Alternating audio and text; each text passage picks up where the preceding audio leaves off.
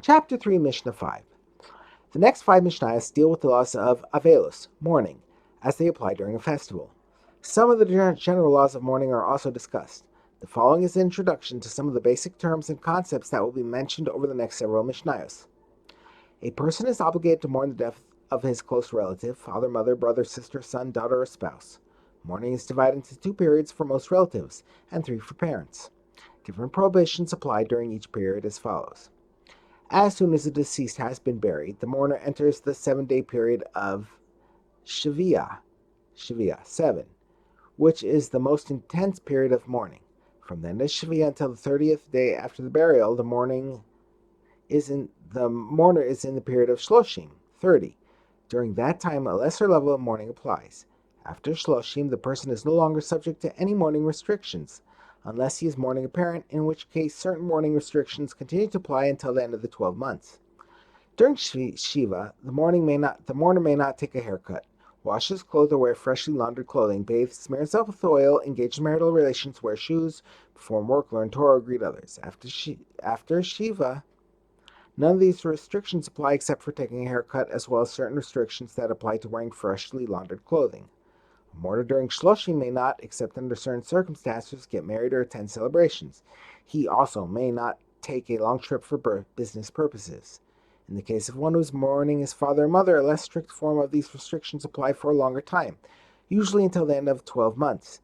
According to basic halacha, a mourner is allowed to bathe during Shloshim. However, there is an ancient custom to refrain from bathing in hot water throughout the Shloshim. See Ramah and Shach Yerdea 381:1. Aside from the laws of mourning, a mourner is required to perform keriyah, rending of his garment. The 7 close relatives must perform keriyah either at the time of the deceased's death or just before burial. For a parent, one must tear his garments until his chest is revealed, and the tear may never be fully resewn. For other relatives, one tears only tefach, hand's breadth, and may sew it up completely after the shloshim is over. Tearing must be done while standing. These laws are discussed in length in Yerdea 340-403.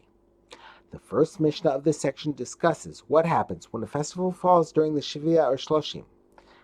Are these periods completed after the festival, or does the festival count towards their completion? We now turn to the words of the Mishnah. If someone buries a dead relative 3 or more days before the festival, the law of Shiva is canceled for him, and he does not have to observe the rest of the Shiva after the festival. The Shloshim, however, is not canceled.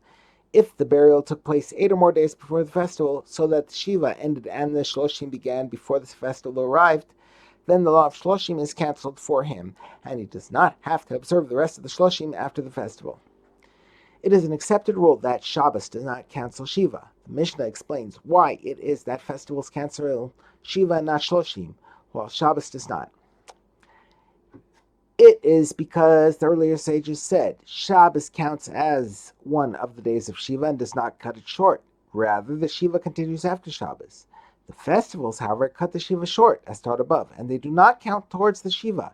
That is, when the festival does not cut the Shiva short, 7 days must be observed apart from the days of the festival. We can now understand why Shabbos is different from a festival in regard to canceling a Shiva. Since Shabbos counts towards the Shiva, it does not cancel it. A festival is the opposite. It does not count towards Shiva, and to the contrary, it cancels it.